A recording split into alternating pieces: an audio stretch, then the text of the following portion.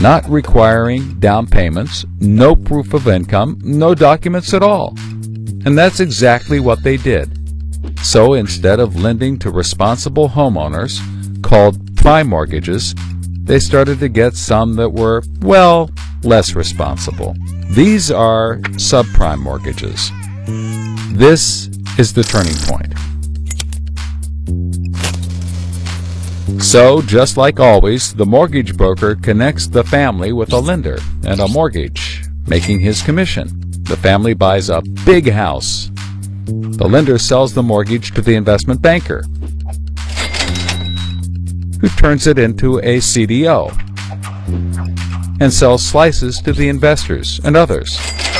This actually works out nicely for everyone and makes them all rich.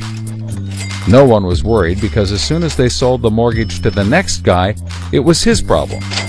If the homeowners were to default, they didn't care. They were selling off their risk to the next guy and making millions, like playing hot potato with a time bomb. Not surprisingly, the homeowners default on their mortgage, which at this moment is owned by the banker.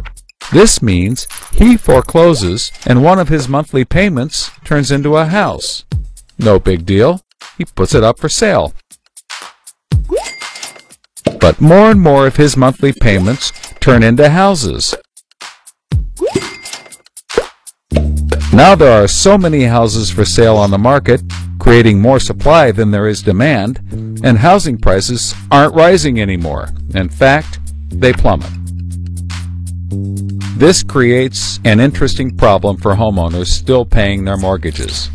As all the houses in their neighborhood go up for sale, the value of their house goes down, and they start to wonder why they're paying back their $300,000 mortgage when the house is now worth only $90,000. They decide that it doesn't make sense to continue paying, even though they can afford to, and they walk away from their house. Default rates sweep the country, and prices plummet.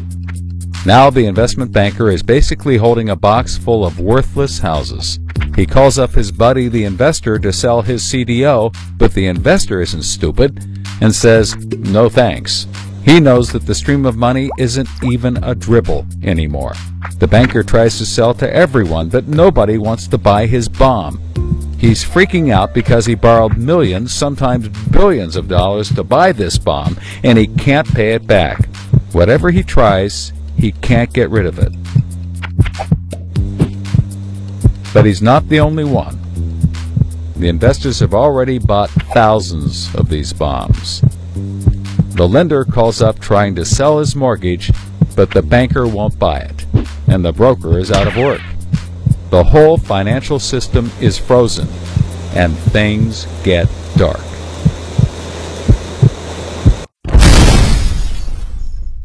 Everybody starts going bankrupt.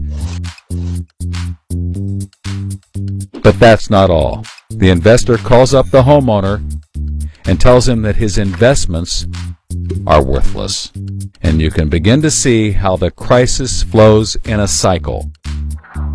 Welcome to the crisis of credit.